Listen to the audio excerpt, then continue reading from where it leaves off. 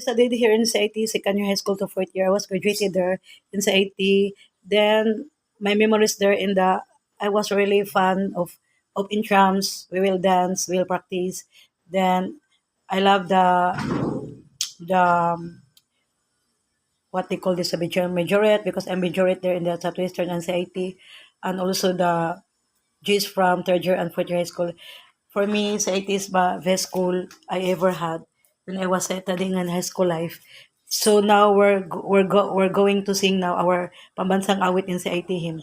Our principal before in Pakanya, my math teacher is Rigner. Okay, bye. Okay, guys, we're going to sing now Maroon and Gold in the Southwestern CIT Cebu Institute of Technology. This is public school, guys. I'm very happy and proud because our uniform there before, they will not change the uniform. Kung sa among uniform sa una, mga pa ng uniform karon maroon ang sayal.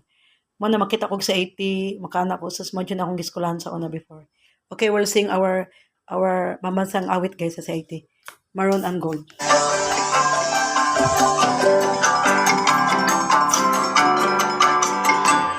All hail maroon and gold, they colors unfold, that our loyal technologians, whose hearts are strong